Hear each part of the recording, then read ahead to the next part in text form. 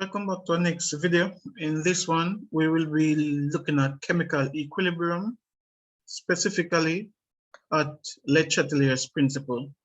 Right? So there are more than one ways of saying it, but so you can pick one, anyone you prefer, or if you have any others that a teacher gave you.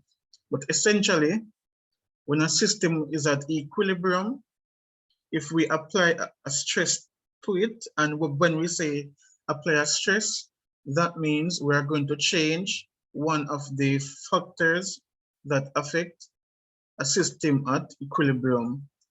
So the three factors: pressure, temperature, and concentration.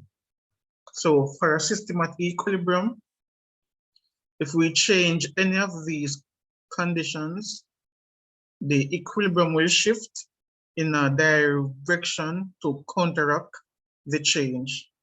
Right? So let us look at what that really looks like.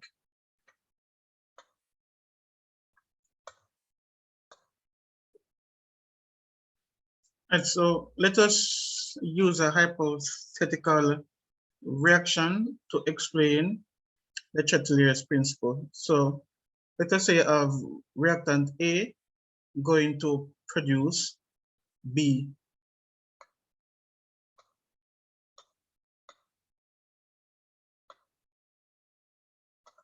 Equilibrium reactions are reversible reactions. So we use double-edged arrows.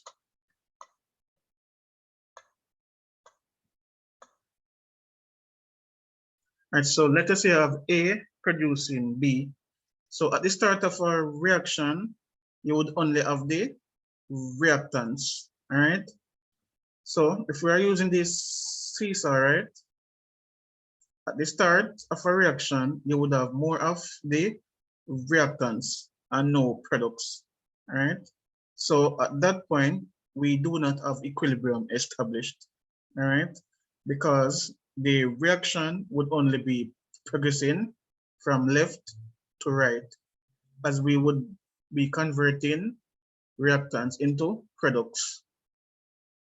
But as soon as we get some products being produced, those molecules will collide to form A.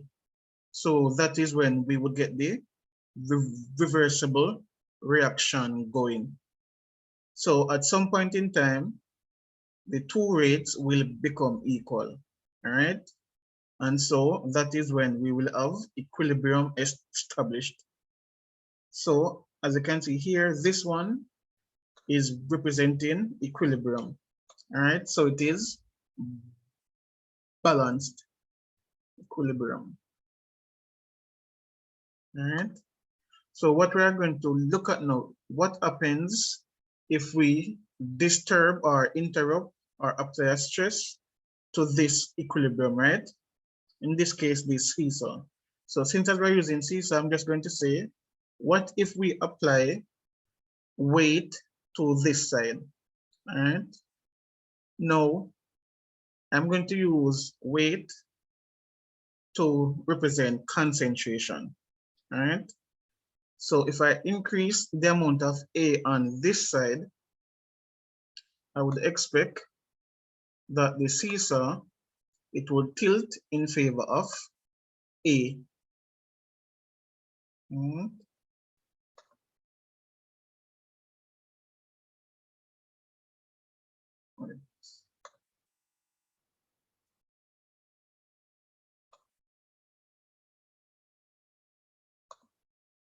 So if I add weight to this side, right, then let me represent it like I want.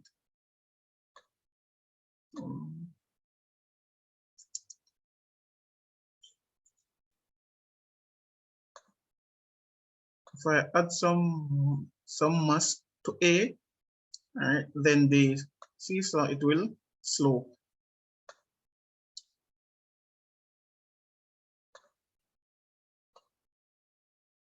All right, and so we will no longer have equilibrium.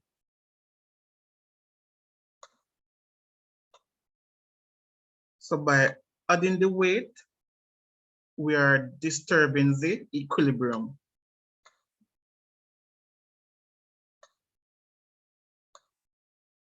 So what we are looking at now, how does the system achieve back this state, all right? So the reaction achieved equilibrium. Then we interfered with the equilibrium by adding more of A. And so it is no longer at equilibrium. So what can we do to achieve back the equilibrium, right? So what can happen, right? Now, let me point out this. When we change something at equilibrium, we are not going to adjust it to achieve equilibrium, all right? We are just interfering with equilibrium. The system will have to sort itself out. So if you look back at the principle, if one or more factors that affect equilibrium are changed, the position of equilibrium shifts in the direction which opposes the change, all right? So simply put, in this case, I interfered with the equilibrium by increasing the amount of A present. So equilibrium is going to be achieved by doing the opposite. So if I increase the amount of A, the system will work itself out so that the amount of A decreases, all right? Now remember, this is a chemical reaction. So if the amount of A is going to decrease, that would mean that we're increasing the amount of B being produced. Because for A to decrease, it means that we're converting A to B, all right? So if we increase the amount of A, the system needs to decrease the amount of A because it will always do the opposite, all right? So we said that the equilibrium is going to shift in the direction to oppose the change. So look at the reaction here, A to produce B. We increase the amount of A. So to counteract that, the amount of A needs to be decreased. The only way it is going to decrease it is to produce more of B, all right? And so the equilibrium will shift to the side with B. So it is producing more of B. That is when we say the equilibrium is going to shift in a direction which opposes the change. So let me write down the change. So the change is we increase the concentration of A. Right? That is what we did. That is the stress we applied. Increase the concentration of A.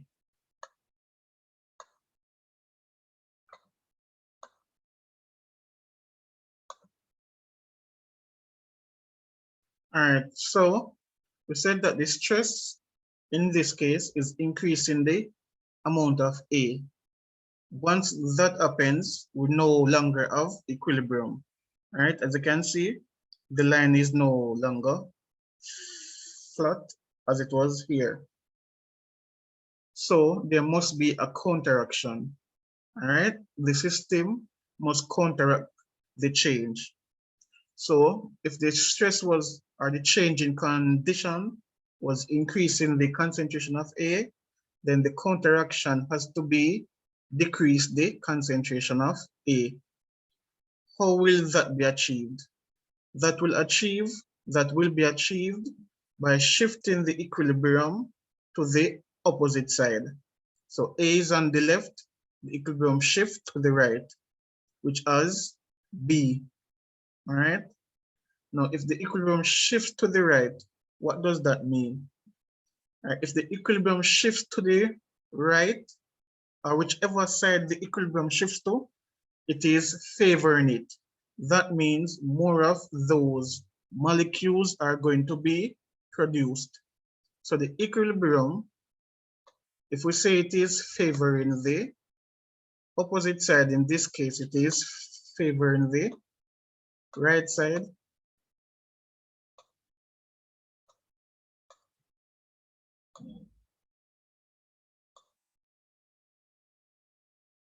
What that means, it is moving a lot of A and converting it to B. So the concentration of A is decreasing and the concentration of B is increasing, right? So just make a note, if the equilibrium shifts to the right, whatever is on the right-hand side will increase. Whatever is on the left-hand side will decrease, all right?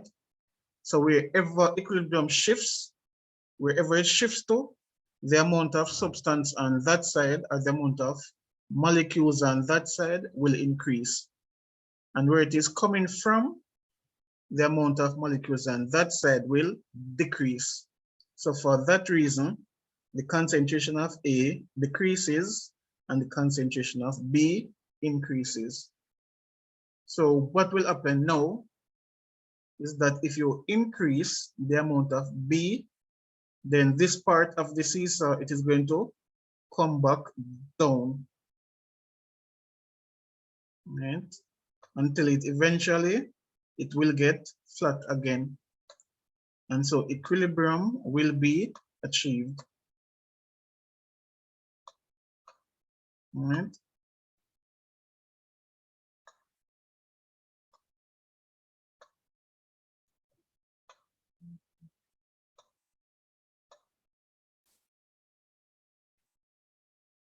So we add the equilibrium here, we increase the amount of A, and so the system went out of equilibrium, all right?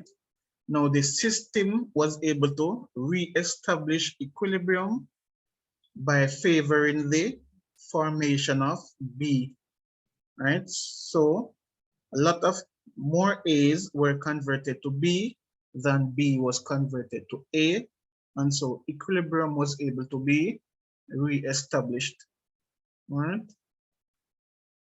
So that is what happens when you change the concentration. Let us try some more examples.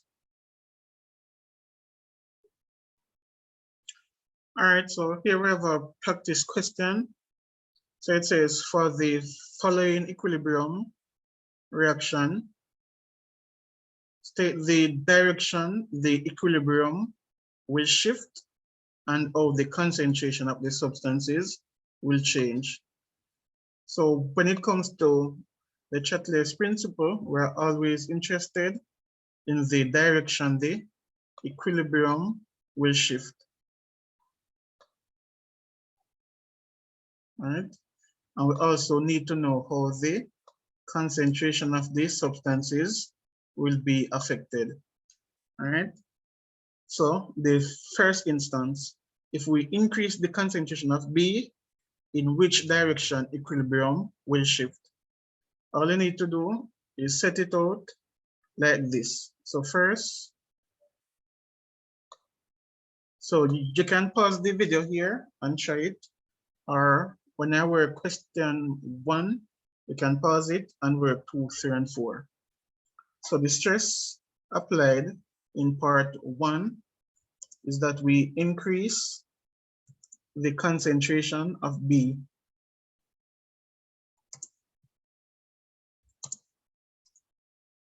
So if we increase the concentration of B, then to counteract that, all right, it means that the concentration of B must decrease.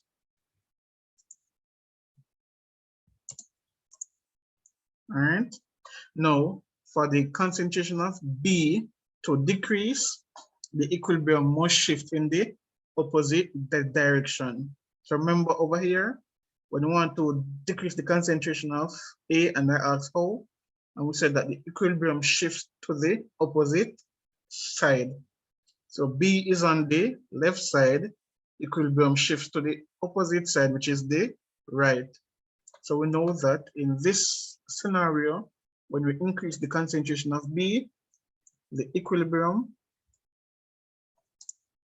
will shift to the right, right, which is the side of the products. So it will shift to the product side.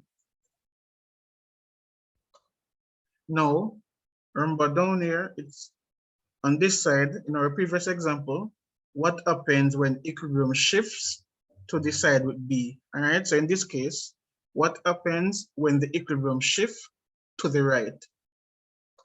So over here, we have the left, so the reactant is the left side, product, right side. So if the equilibrium shifts to the right, anything on the right is going to increase, anything on the left is going to decrease. So that means the concentration of C and D will increase, and the concentration of A and B will decrease. All right. So even though up here, right, I said that the counteraction would be to decrease the concentration of B, that is because we're just focusing on B initially. So the stress we applied was to increase the concentration of B. So to counteract that would be to decrease the concentration of B. Now the equilibrium, to decrease B, it has to shift to the right. Now once equilibrium shifts to the right, whatever you have on the left is going to decrease. So it will not be just that B is going to decrease. A is also going to decrease. And whatever is on the right will increase. So C and D increase, A and B decreases. All right, so I think that now you can pause at this point and try part 2, 3, and 4. All right.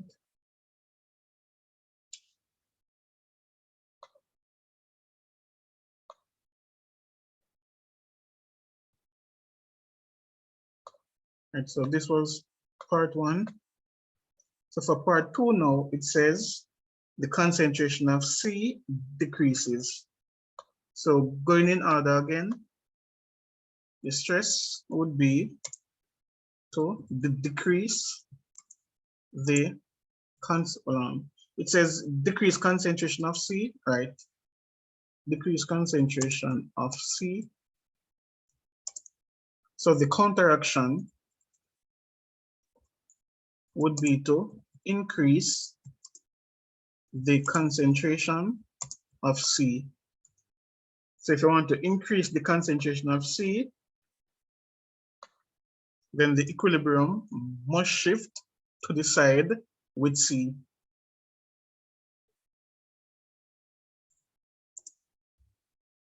And the side with C is the right side. So equilibrium shifts to the right. Now, once it shifts to the right, anything on the right side will increase. So the concentration of C and D will increase, and the concentration of A and B will decrease. Notice in the first scenario, the concentration of A and B, it decreased. And in the second scenario, the same thing happened. The concentration of A and B decreased, and the concentration of C and D increased, even though the stress that we applied was different. In part 1, we increased the concentration of B. In part 2, we decreased the concentration of C.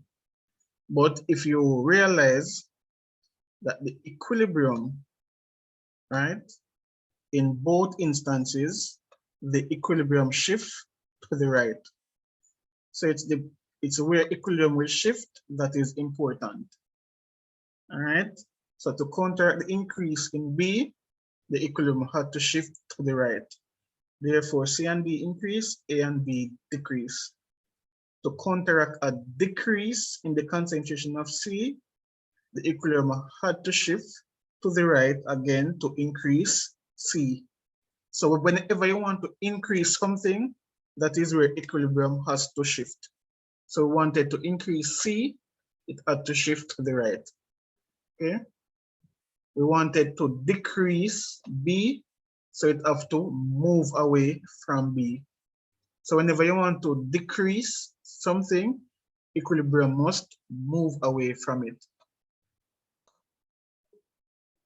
All right, so here's it. I have written it down here so you can remember it.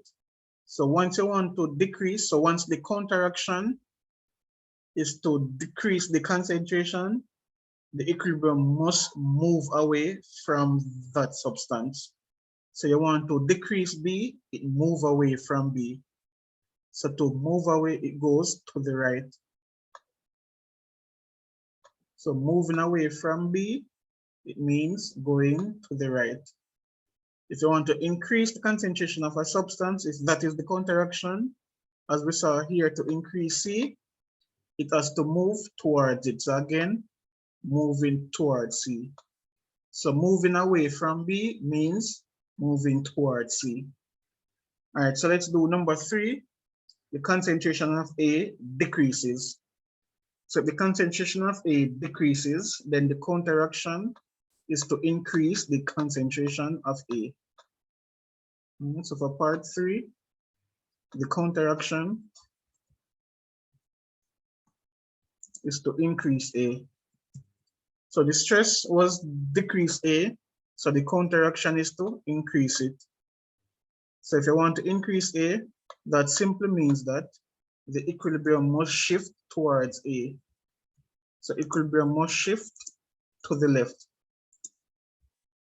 And if it shifts to the left, anything on the left will increase. So concentration of A and B increases,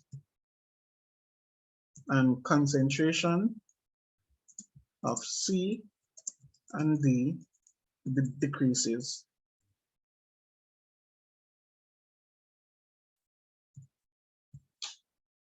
And the final one, part 4.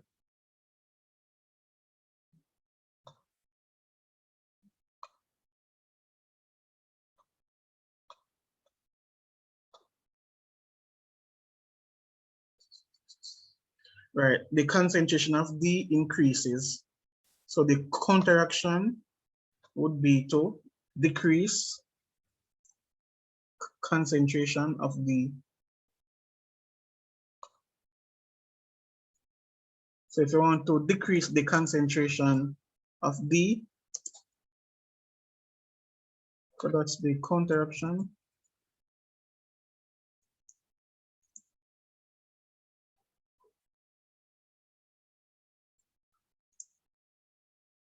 Then it means that the equilibrium must move away from D. So equilibrium shifts to the left. And again, once it goes to the left, whatever is on A, whatever is on the left will increase. So A and B increase, and C and D will decrease.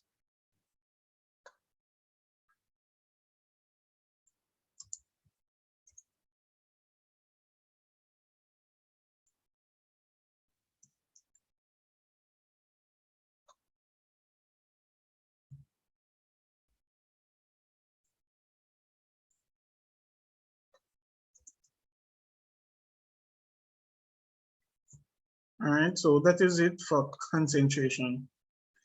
In the second video, I'm going to do a next video to explain temperature and catalyst. I will save it for the next video. So that is where this one ends. If you have any question, you can ask it in the comment section.